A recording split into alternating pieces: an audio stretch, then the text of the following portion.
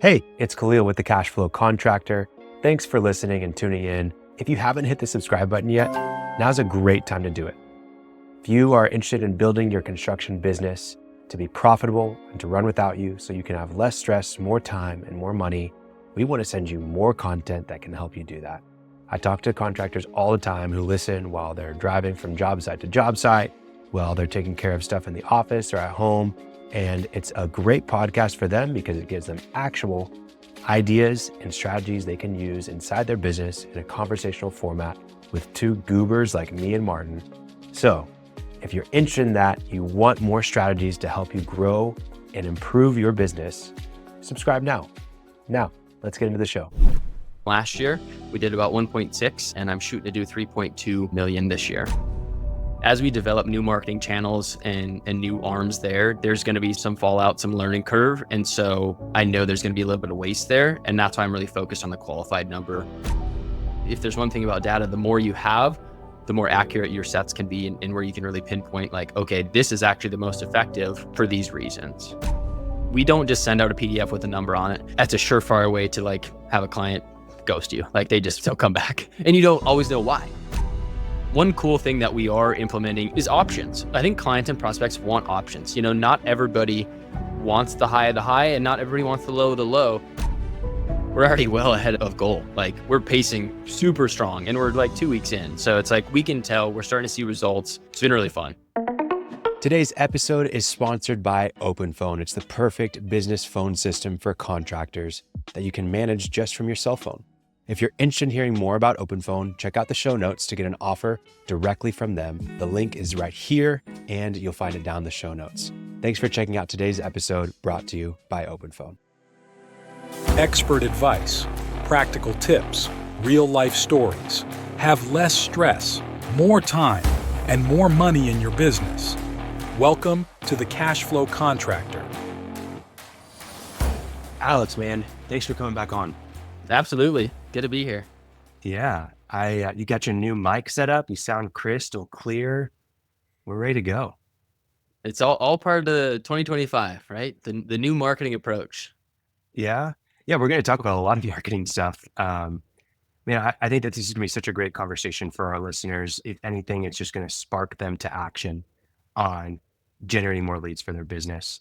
What are we promising? I think hopefully by the end of this episode, people have a different perspective on how they can start taking action on generating leads for their business and have some new ideas around strategies and channels they can tackle.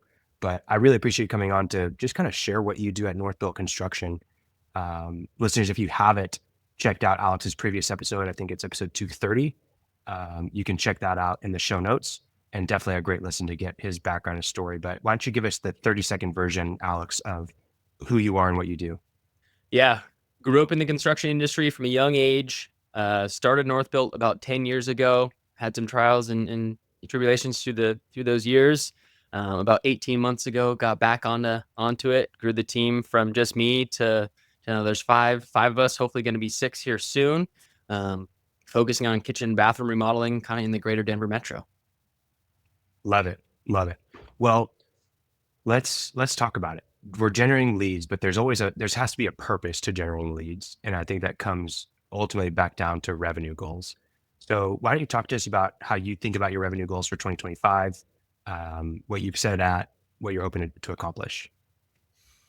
Yeah, we've seen some substantial growth through last year, and I don't have like a formula to get to our revenue goal this year. It's kind of one of those things where I took some industry averages and kind of understood if we have, so many employees, your target should be 250,000 per employee. And I just kind of doubled it, and I doubled what we had from last year.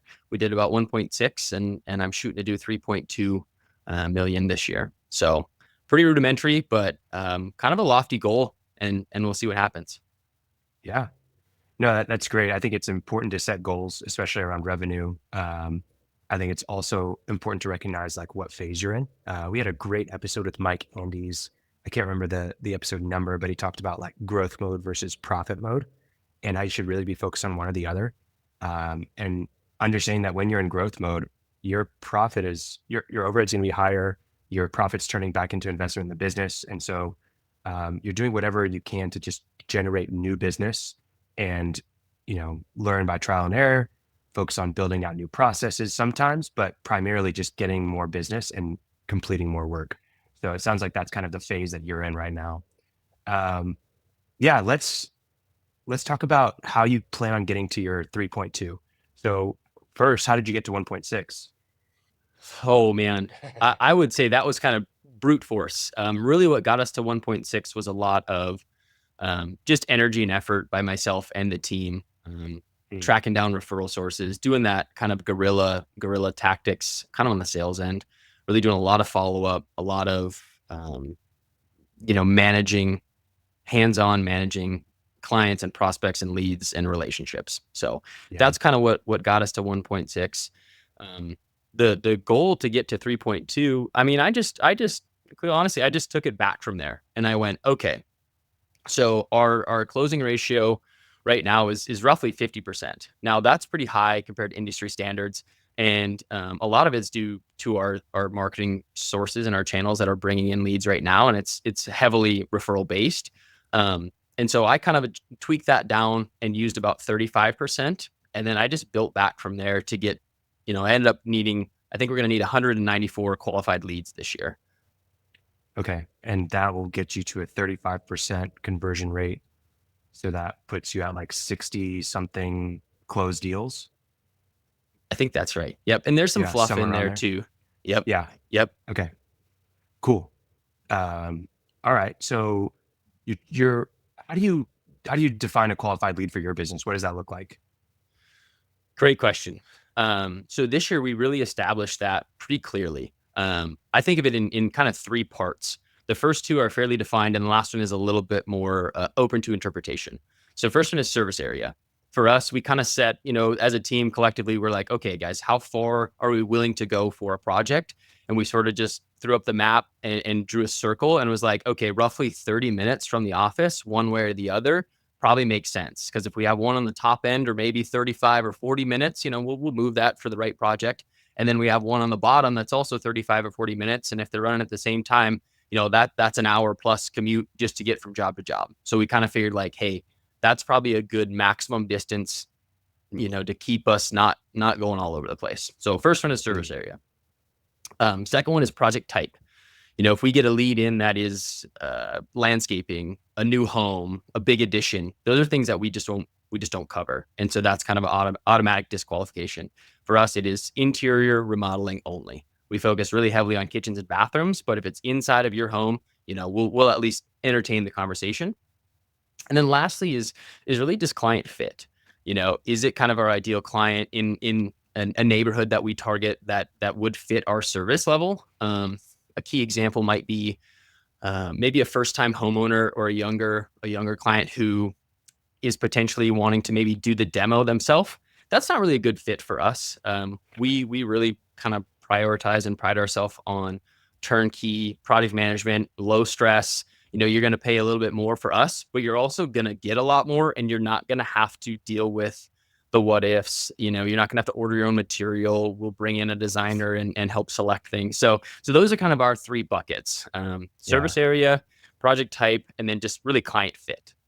Gotcha. So the first two seem fairly straightforward in terms of qualifying. Like you have a form on your website, they give you the address. Nope, not in our Yep. service area, or yes, in our service area. Project type, kind of same thing. Um, that last one, what is your qualification process for understanding that client fit? What are you doing today? Yeah, and that's, I would love to define that further, but what I would say is typically, on our, let's say it's a form comes in through Yeah. the website, runs into our CRM HubSpot, and then Katie, our sales rep, she'll kind of interpret that data, to the best of her ability. If on there it says, you know, we've purchased material, we're looking for someone to install it next week. It's like, okay, that's probably not a client fit. We kind of can Yeah. really be like, boom, easy. And to your point, if it's like, want to remodel my house. Okay, well, we're not totally sure. So it just moves to a phone call. Like if it meets the first two, we'll go to that discovery call, 15 minutes. Katie hops on the phone and really just kind of understands what's going on, what they're needing. And if she determines like, yeah, it really wasn't a client fit, investment level wasn't there, expectations weren't quite aligned, they're really shopping around, something like that, then she'll disqualify them based on her knowledge of kind of what we're looking for and past clients that fit us. Yeah. And this is where, a lot of this qualification can actually happen through your marketing, where if you've done a really good job in your marketing of saying, hey, these are the areas that we serve, you're only serving ads in those areas, your SEO is targeting those areas, then you talk about the project types you do, and you even talk about hey, we don't do these things, right? Simple as on your form having, hey, we select from the project type that fits you best, and you don't show landscaping, then you won't get the landscaping leads. Then also talking about, hey, we offer peace of mind.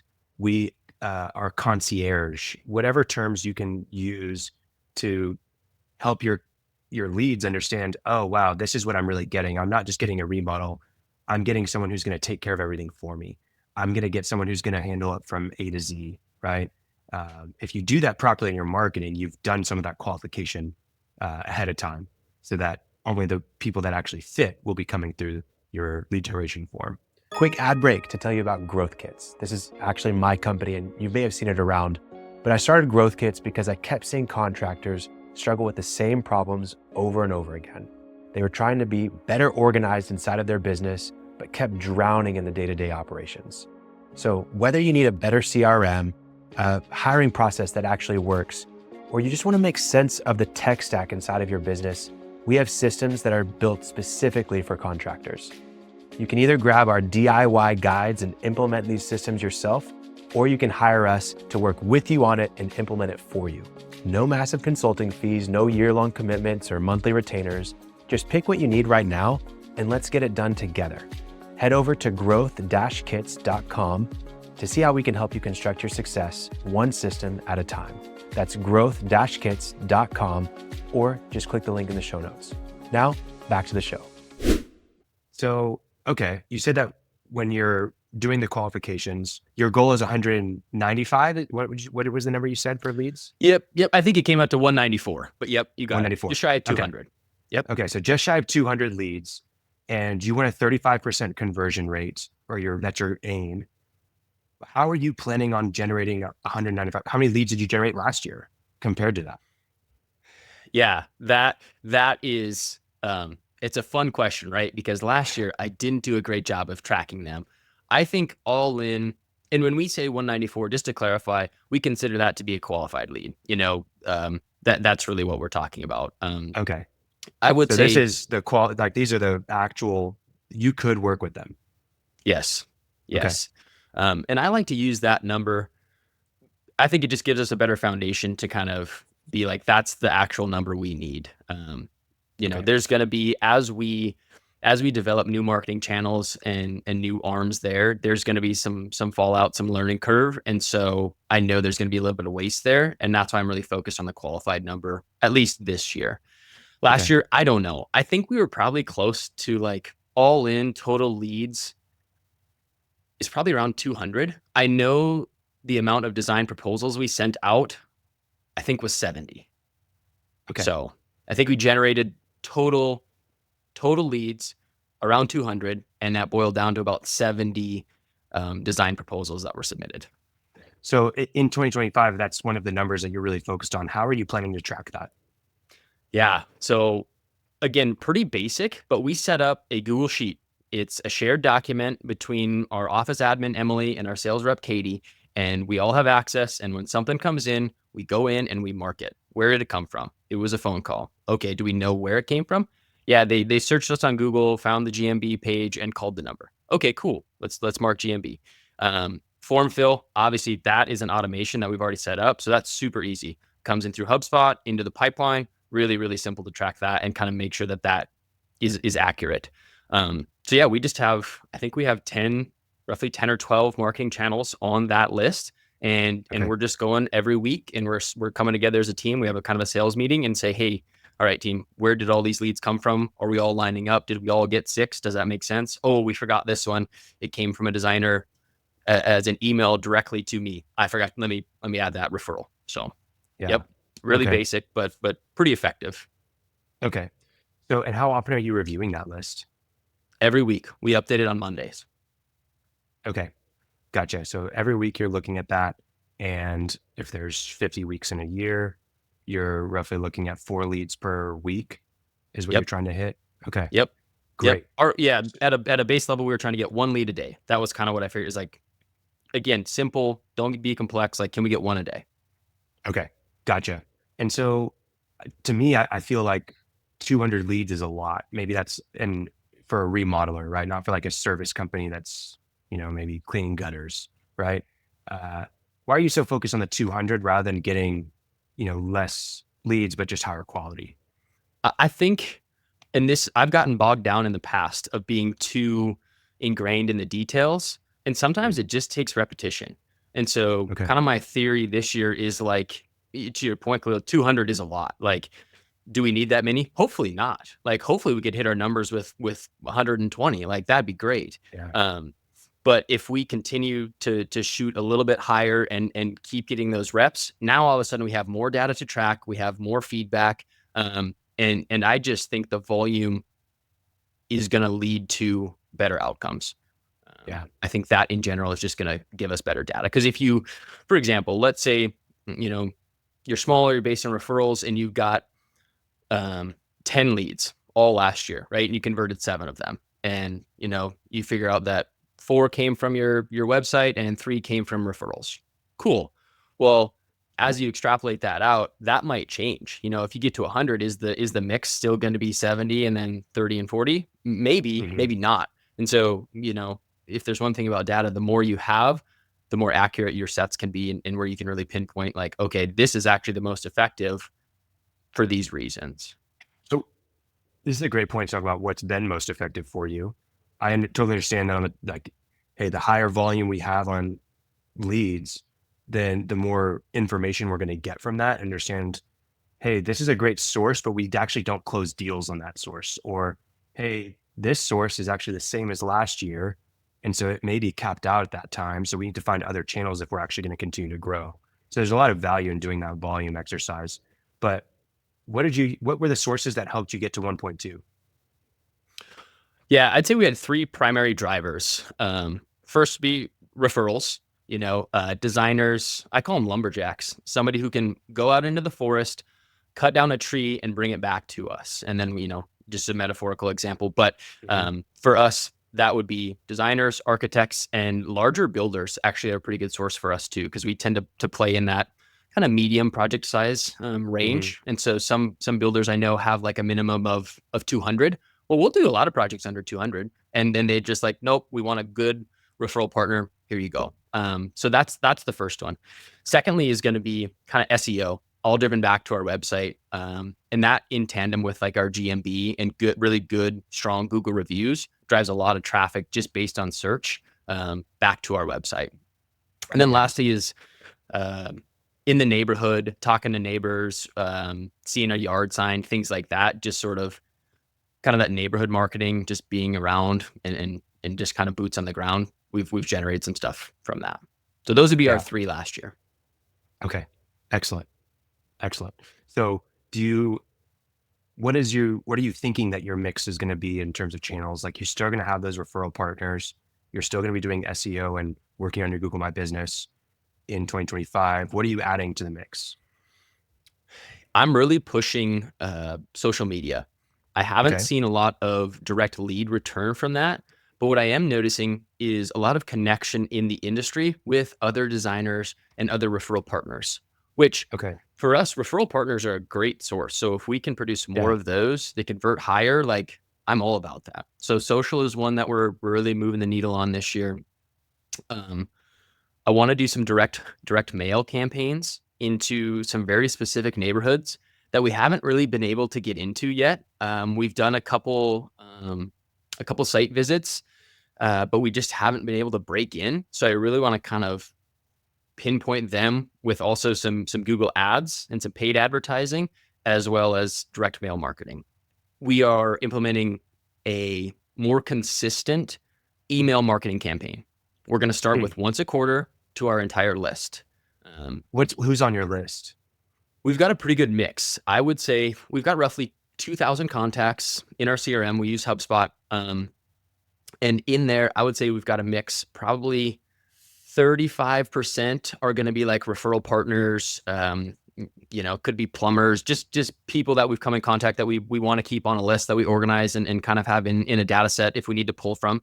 And then the other 60 to 70% are going to be past clients, leads that maybe didn't come through or didn't move on with the project, or just other, contacts in our service area, basically. Okay. Gotcha. And so you're sending a quarterly email. What do you put in that email? I'm working on figuring out what that looks like. Last year was the first time I did it, it was right at the start of Q4, I think. And again, knowing that Q4 is kind of a slow period in the industry, I'm like, hey, what can I do right now that could potentially lead to some work?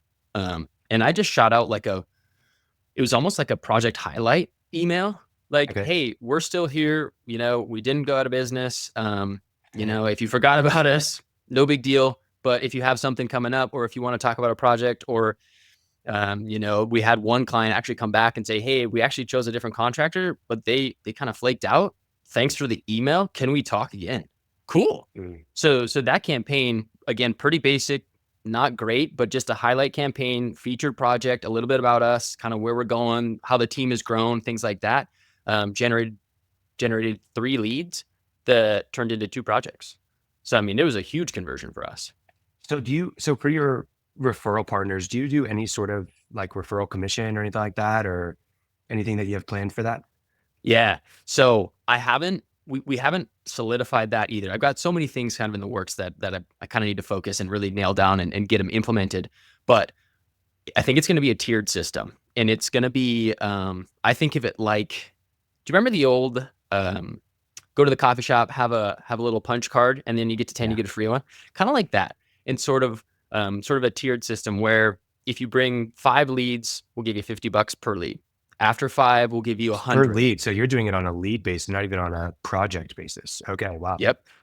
And that's because I'm super bullish on the data, on the information, and us storing and retaining that in our CRM to further touch points. I'm not a huge, I'm not super worried about it being like, I want to convert this right now. I'm more like, how can we build up this database, really, really get strong in some of our email marketing campaigns, and utilize that along with direct mail, to hit people in 2 or 3 years. Like I'm looking to build this out for years down the line. So anyways, back to that tiered system, we're thinking like $50 to 5, 100 to 10. And then after that, maybe it just goes up to like 250. And the theory per there, lead, or to just when you hit it. Okay.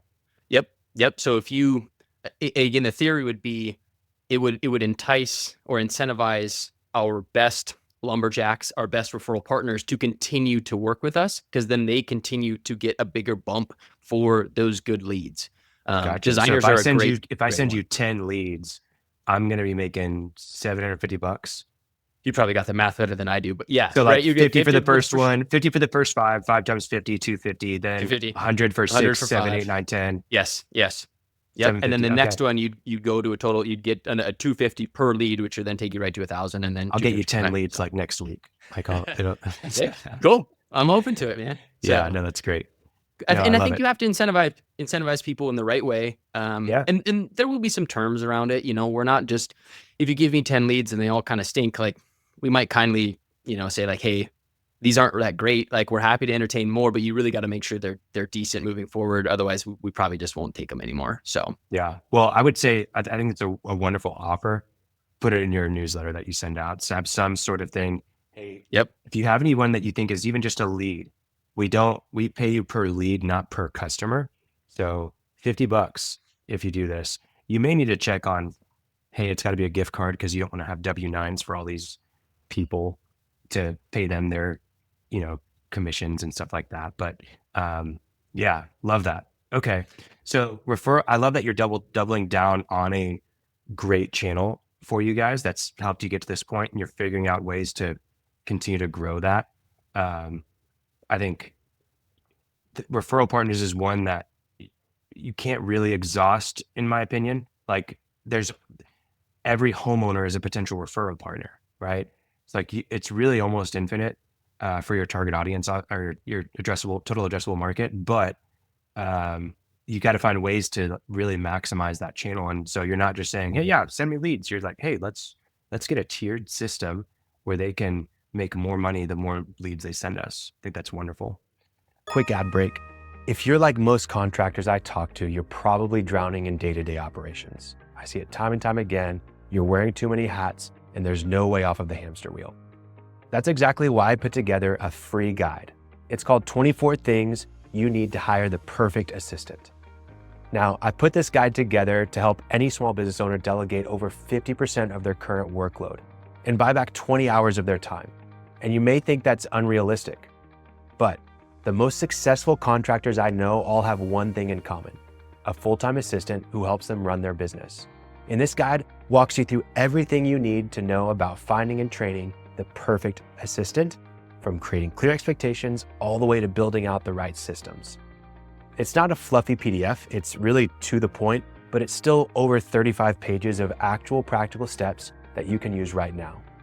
I've included templates, examples, and real processes that we use to help other contractors implement the right executive assistant. So the link for this guide is in the show notes. You can click it and download it. It'll be sent right to your email. Now, back to the episode. You had mentioned to me that you started working with an agency that was really aligned with how you want to grow. And I'm really curious to hear what that relationship's like and what kind of projects you guys have in the works. Initially, so I think a lot of other owners can kind of relate to this. When you start out, you kind of need help doing some things that you don't know. And marketing was definitely one of those things.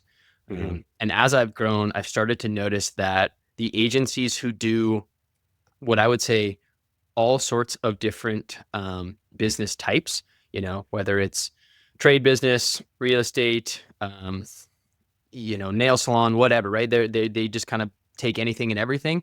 Those were not as focused and as targeted as I wanted to be. And they also weren't able to educate me in a way that would help me move forward.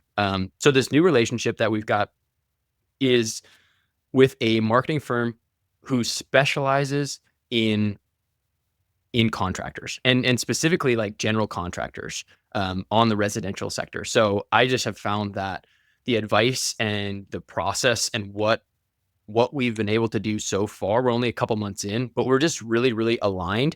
And they are a true partner. They are a true partner.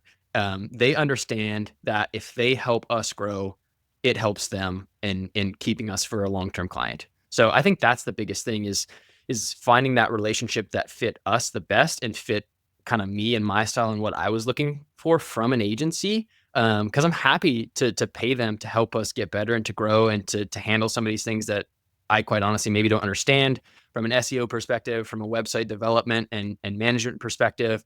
So it's been really fun to kind of see that come to fruition. Okay. And what are some of the things you're working on with them? They're construction civic. What are the strategies you're going after? What are the channels you're focusing on with them? I think a good example of this would be we had some things, and this was an oversight by me, but we had some things on our website that were out of our service area. There were cities that were super far south that I'm like, wait a second, I don't really want to pursue any projects that far, at least not right now. And so them just like finding that, developing that and figuring out or undeveloping that, I guess, and figuring out a way to like, okay, we got to remove that. Should we fill it in or should we double down on these other areas? So I think aligning that, right now we're still in, I would call it like the planning phase. Okay. Which is super cool. When I think about what we do with our clients and how long we spend in design and like making sure the selections are picked, making sure we got a plan figured out, and then we go into construction, we execute really well. So that's what I'm noticing is we're planning everything really well. They've got it all laid out, very transparent. And so a key thing that we're going to implement in 2025, hopefully next month, is going to be featured project pages, which will give us, I'm planning to use them as landing pages for some paid ads. And so we'll probably have 3. We'll start with 3. It'll be bathroom, probably a really nice primary bathroom. We've got a couple options to kind of pick from, a kitchen, and then sort of a main floor slash whole home remodel type of a featured project.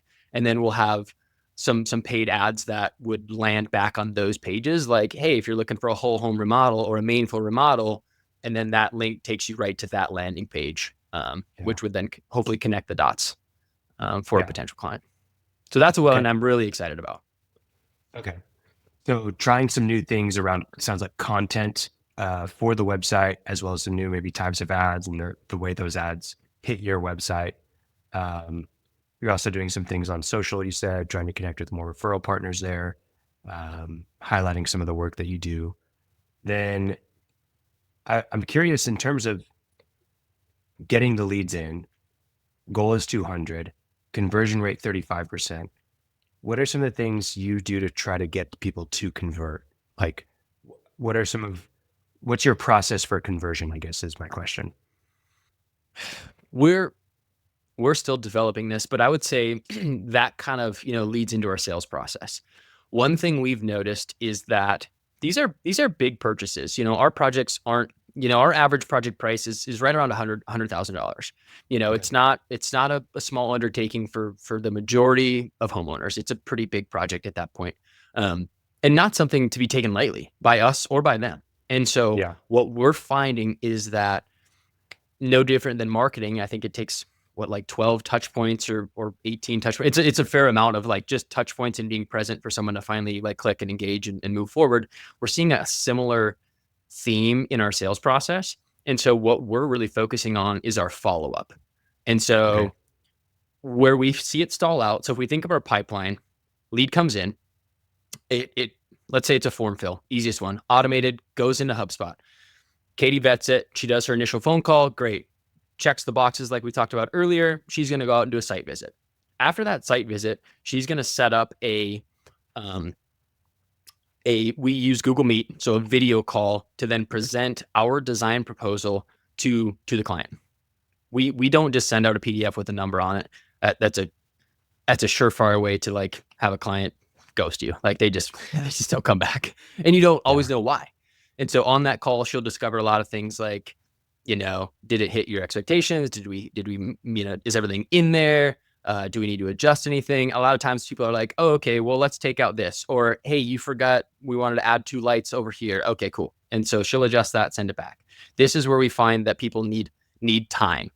Um, and there's a lot of sales tactics and things, and we may get more efficient and better at that to try to close more efficiently on some of those calls. But right now, what we do is we focus really heavily on the follow-up process from that meeting. So that's Mm. typically the first, we'll call it maybe stall, is in that, that commitment to move into the design phase. We will put clients into we call it like a hot prospect category, meaning we're going to reach out, um, phone, email, or text message. We kind of try to rotate um, every week, once a week, every week for 8 weeks. And if we don't get any response or any feedback or anything from there, we'll then move it to kind of a warm category, in which case we'll do the same 3, call, email, or text every other week for an additional 8 weeks. And then if we still don't have anything there, we'll do kind of a final message / touch point, usually via email that says, hey, we understand maybe you went a different direction. Um, we kind of tailor it to each client depending on what the project is, and maybe if we know what their pain point is or whatever. And just say, we're here if you need us. And then we put them into a cold campaign, which then just goes into our quarterly marketing email, send outs. Yeah. Okay. So I'm curious, and I think we had talked about this at one point. Do you charge for like a design, or are you just doing the design for free? Like, what are the steps kind of you'll walk through that of conversion essentially? Yeah. So we essentially have two kind of points there. We have a design proposal and a construction proposal. And the design proposal is a high level, estimate based on what we think the project is going to take on, from previous projects we've done and the conversations we have with the client to that point. Um, and it's simply a percentage of that project. So if we Mhm. think it's going to be, for example, if we think it's going to be $100,000, we'll say, to do your kitchen, $100,000 design proposal. Um, and then we commit to being within plus or minus 10% of that. Um, and we're pretty confident in that. We usually hit it. And we just tell clients like, hey, if that's where you want to be and if you're comfortable with that, we can make sure we get you there. Now, if there are misaligned incentives or confusion, then sometimes that's on us for not explaining it right. But we find that works fairly well to get clients into that design phase. So for a kitchen, it would be, um, It depends on the size. We kind of have a few different metrics, but it'd be $5,000 to move into the design phase, which would come off of that $100,000 project price. So then the remaining balance would be $95,000. So, but they could walk away after the design process if they wanted to, and they would keep the designs. they could. Yep. Okay, so they own the designs, but they're out the $5,000 or whatever it costs. Yep. Okay. Interesting. So do you count the conversion at the design, or do you count it once it's, no, we've actually done the construction proposal? So we're kind of going back and forth on this, and maybe thinking about tweaking the way our agreement is written. But yes, we do anytime that we get someone to commit to the design phase, we consider that a conversion. Okay. We do have some fallout. It's pretty minimal. I think last year we had 2 projects fall out of design phase out of, I think 18, or no, in design phase probably would have been 20. So it's a fair percent. Was that 5%? Yeah. So I'm always Or curious 10%. about this. How can you get the what I would say speed to design proposal to be narrowed down? What does that time look like right now from whenever someone becomes a qualified lead, where they filled out the form on the website, to whenever they have agreed to the design? They have to agree to the design proposal, or they have to agree to the construction proposal? No, first step is design proposal agreement. Okay, so they paid the 5%, or was it 5,000? I can't remember. We just have a base rate for each project type. Yep. Okay. So depending on the project type, they pay that amount, and then you do the design proposal. Okay. How long does it take you to get them to pay that deposit, essentially design deposit? It varies. I haven't looked at our average. We do track this. I'll say this, typically smaller projects. So let's just say it's $50,000. They'll move through that cycle a little bit faster. We find that with larger projects, typically higher dollar amounts, they take a little bit longer. They're really wanting to do their research. They're wanting to educate themselves. They want to make the right choice, which is totally fair and completely understandable. But if I'm thinking about it right, I would say it's usually about 4 weeks from the time. Okay. So Katie she'll vet, she'll phone call, she'll go do the site walk, she'll present the design proposal, and then clients go, okay, my project is gonna cost roughly $100,000 plus or minus 10% for these kind of things. Okay, I'm gonna sit on this for 4 weeks while I analyze and interpret and talk to other contractors, talk to other people, whatever. And then by about week 4 is our average. So some will be sooner, some will be a little bit later. We will usually have a pretty good indication if they're going to move forward or if they're not. And then if they're, going to sign is around there. Yeah. I would think as fast as you can get them, and I know you're aware of this and you are probably working on this actively, but the faster you can get them to commit and get that deposit, that's where I would spend a majority of my time. Because the way that I think about it, I think the volume's really great with leads. Hitting 200 would be awesome. But I also think about man, what if we could have really great qualified leads because our marketing is so fine-tuned, our messaging is really hitting the right key points. And then we have great qualified leads that we convert really well because we know exactly how we can get people to give us that deposit as almost right away. And so now our conversion rate to not necessarily complete through the project, but to that design proposal is at 80% because we just are so streamlined and efficient. And there's different ways to approach it, but that's how I think about it. Man, let's close these guys. Right. So anyways, very, very interesting. Quick ad break to talk to you about OpenPhone. And rather than talk to you about OpenPhone, I thought I'd share a real testimonial from a client, Sergio, on using OpenPhone. It was literally the first phone call that I had with him while he was all with OpenPhone. I was driving. I believe he was running around on his phone. It sounds crystal clear because of how OpenPhone makes your background noise really diluted and really just focuses on your voice, which is a plus if you're on a job site. But you're going to hear the recording that we have from OpenPhone. So what you're listening to is actually what we've pulled out of OpenPhone for you to listen to. So let's take a look. Hey, what's up, brother? What's going on, man? How are you? Same old, man. Enjoying life. Enjoying life. Good, man. I'm glad to hear that. Super happy with my new open phone. Oh, is this open phone? Yeah, this is open phone. This is crazy. Okay, so it's still ranked to your phone? No, now everything is through open phone. Well, that's what I'm saying. Like, are you talking on your phone or on your computer? No, on my phone. This is my phone. Okay, so you have a new number now. Did you get a personal line? Like, Oh, for yeah, just yeah. your personal stuff. Yeah, this is it. This one is my personal line. It's just the phone number. The app is on your new The phone. app knows my, yeah. Because I didn't want to have two different phones. No, that was annoying. Yeah. So I just have the open phone app.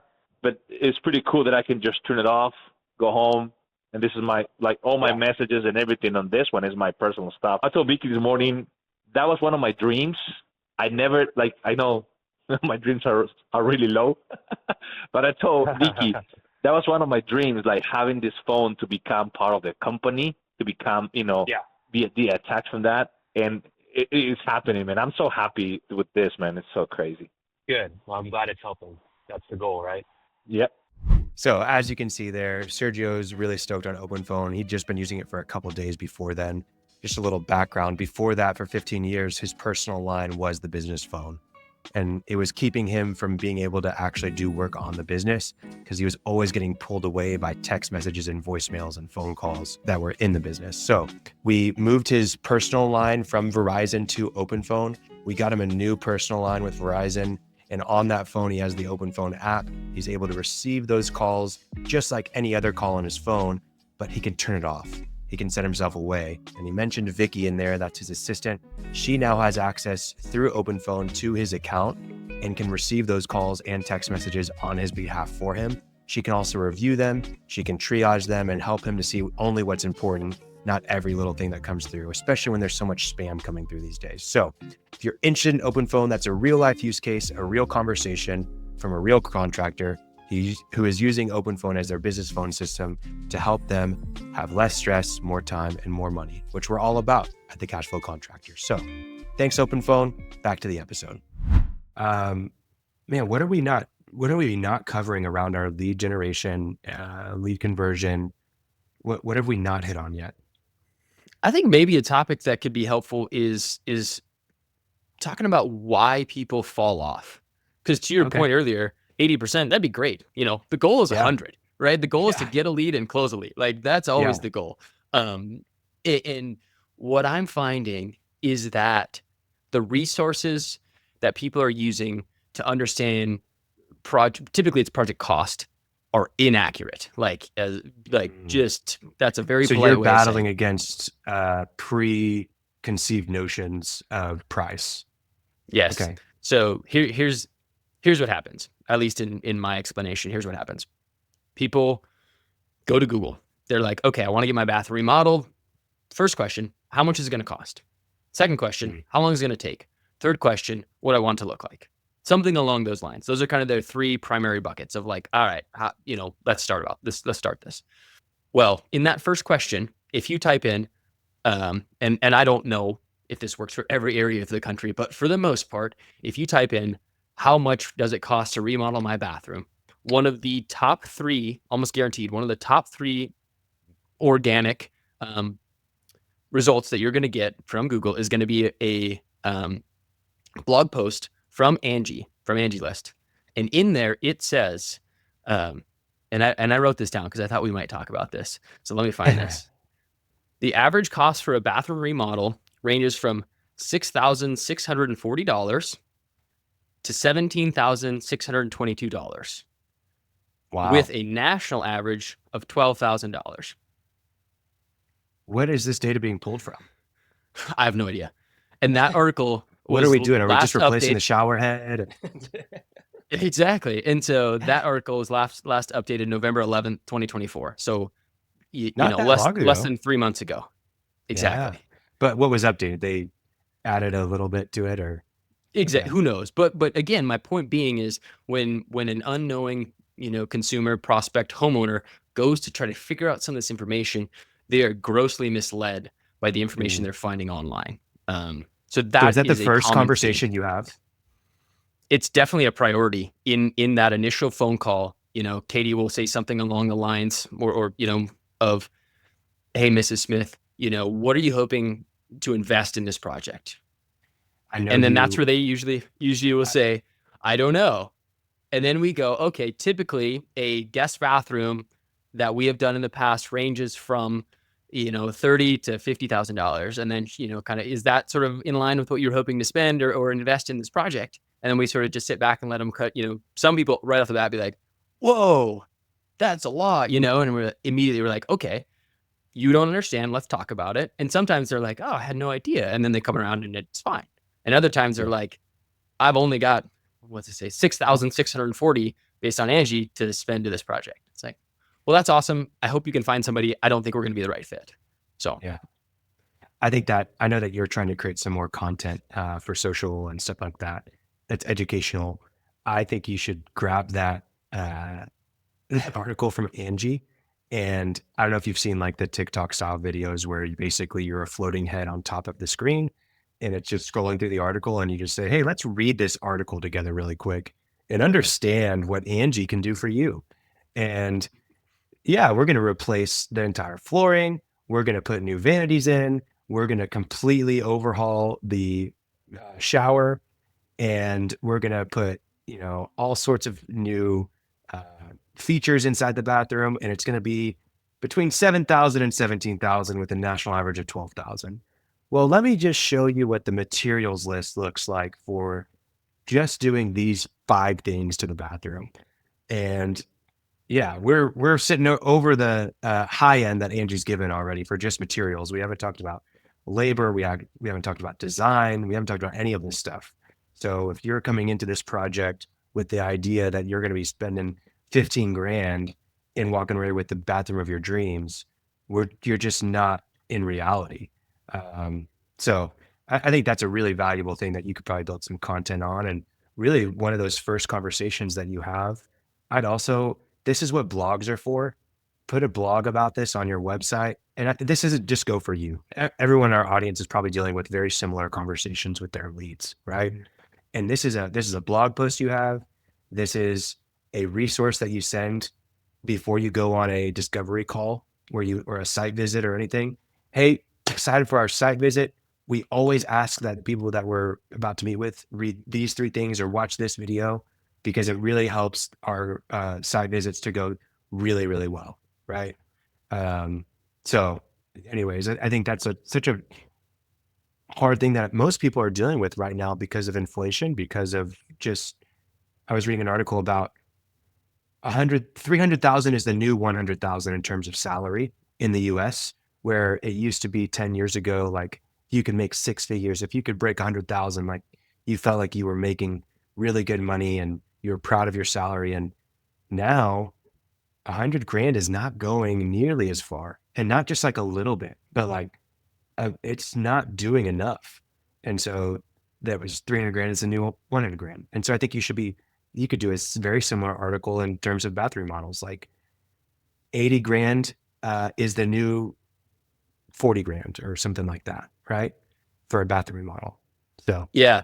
And I think we also have to be cognizant of part of the country you're in, the clientele you serve and your model and things like that. One cool thing that we are implementing is options. I think clients and prospects want options. Not everybody wants the high of the high and not everybody wants the low of the low. And so we've created kind of sort of a tiered lookbook, if you will, that has options and ideas that range, and we call them the essential, the premier, and the luxe. And they're kind of, similar to what you hear. Essential is very simple, clean. Maybe it's white tile. Maybe it's a paneled shower system, whatever, to kind of help reduce costs. And then when you get to luxe, we're talking heated floors, we're talking marble, we're talking slate, we're talking natural materials, things that are on that upper level of installation and material quality and things like that. Very good. So is there like a certain tier that you're put, like, obviously you want the client to get what they want, but is there one that you prefer clients to choose? Yeah, we like Premier. So Premier is that middle one? Yep. And then Luxe is the higher end. So do you do any pricing strategies to like almost get people to choose Premier? What is that? How do you do that? Well, okay. So a great example would be SaaS. If you go on to any SaaS company, they typically will have 3 to sometimes 5 different packages, right? And you'll notice, let's just use the 3 for apples to apples comparison. The first one is 100, $100 per month or whatever, right? Let's just use that easy number. The second one is $125 per month, And then the third one, or the highest level, is like $300 per month. So that gap, you go, okay, to get to the middle is just a little bit of a bump. And then you show like, yeah, this is what all you get. And then if you want to go to the top, you're going to pay a lot, and it's going to be really custom, highly tailored, like hands-on, really, really intricate. You're going to get all of us for everything. Yeah. Those are the cream of the crop. So yeah, it's just showing that like there's not that big of a difference to go from here to here, because typically it is just a material difference. We're still installing tile. Now, if it's ceramic or porcelain or a larger format or a smaller format or whatever, that maybe is what changes those brackets, but we're still sending a tile guy out there to install it. So Yeah. our costs don't change as much. And if we can get people incentivized to hit those middle tiers, we've kind of geared it towards that. Yeah, it's I've heard it coined as popcorn pricing from the movie theaters, and Okay. how they have the medium, small, or small, medium, large popcorn, and the small's like $6 for a small bucket of popcorn, and the medium is $9, and then the large is $9.50. And so you're like, oh, like just 50 cents more and I can get the large. Like, what a deal, right? Yep. So whichever one you want people to choose, in that popcorn analogy, they want them to choose the large, then you price the next tier below right underneath the one you want. In this case, what you're doing is you have your lowest tier. I forget the name of what's the basic Essential. one? Essential, Premier, Lux. So Yep. you would have your essential priced at, let's just say $100. Then you would price your Premier at 120, and then you Yep. have your Lux priced at 300, right? Yep. And so it's like, yeah, you can do the Lux, but it's a big jump. But if you just jump to here, then you're doing the Premier. And what you've done there is you've actually priced your essentials way higher than it should be. So even if they did choose the essential, you're really, really profitable on it, and you're doing less, but then it gets people into that Premier where you want them. So it's a really good thing that you're doing. And I think that's a really important thing I was just talking to a contractor the other day, and he's a commercial GC, and he gives two prices because the process is a little bit different commercial, right? But people come in and they have this idea of, here's our budget, and then here's all of our selections that we want. Like, we want the premium floors and everything's super nice and super high ceilings and right, all this different stuff. And it's just unrealistic for what their budget is. And so he just always comes in with, hey, here's a quote based upon your preferences, and here's a quote that fits your budget and shows basically just the gap, right, in that format, right? And they always start leaning a lot higher towards their preferences, and it's a way of just guiding them towards like, hey, yeah, we can absolutely meet your preferences, but it's just a different price, and we can meet your budget, but you're going to have to sacrifice a lot of your preferences. So that's another way of doing something similar, of showing the apples to apples versions of what they're looking for. So, man, Alex, this has been fun, dude. Thanks for giving us just a peek into Northbuilt and how you focus on this. We'll have to bring you back at the end of 2025, hopefully sooner, but at the end of 2025 to talk about lead generation, see where we were, if we hit 200 or 194, I think is what you said, in terms of leads, and if our conversion rate was 35%, what our biggest source was. I think that'd be a great update for our audience. Absolutely. And just having those tracking measures in place has given us a lot of good clarity as we move through the year. I mean, we're already well ahead of goal. Like, we're pacing super strong, and we're like 2 weeks in. So it's like we can tell we're starting to see results. It's been really fun. So I think tracking is important. Yeah, absolutely. Well, thanks. How people can find you, northbuiltconstruction.com. You're Alex E. Weeks on Instagram. Is that right? Yep. Okay, we'll link to that in the show notes. And then also you have your Northbuilt Construction Instagram. That's pretty big as well. So yeah, thanks for jumping on, man. I'll talk to you soon. Absolutely. Thanks, Cleo. See ya. You made it to the end of the episode, but before you go, if you found yourself thinking about growing your construction business while listening today, I want to share something with you. It's called our 24 Things to Hiring and Training the Perfect Executive Assistant for Your Construction Business. And it's a free guide that we've created. It's not theory. It's what we actually use to help contractors hire the perfect executive assistant. And really, we help you find ways to delegate over 50% of your current workload and get back 20 hours of your time every single week. You didn't start your construction business to just be doing admin work, to be buried in paperwork and endless admin tasks. This is the guide that shows you exactly how to find and train someone who can actually take all that weight off of your shoulders. So this is a real actionable, great PDF that has templates and processes. It's really, really great. And I want you to check it out, even just to get your feedback and how we can make it even more valuable. But I know that you're gonna love it. The link is in the show notes. Please download it. We'd love to see how much of an impact it makes on you and your business. Thanks for listening to the full episode. Check out the guide. It's free. No reason to hesitate. No reason to wait. Download it now. And before you go, I just want to ask for your gracious subscription to our podcast. So if you have 2 seconds, it means the world to us. Just subscribe on YouTube, Spotify, Apple, or if you'd like our weekly newsletter delivered to your inbox whenever we release an episode, please subscribe in the show notes. Every week, we're talking about real strategies on how you can grow and build a profitable construction business that runs without you, so you can have less stress, more time, and more money. Click subscribe wherever you listen to the show, and thank you again for checking out the Cashflow Contractor. See you on the next episode.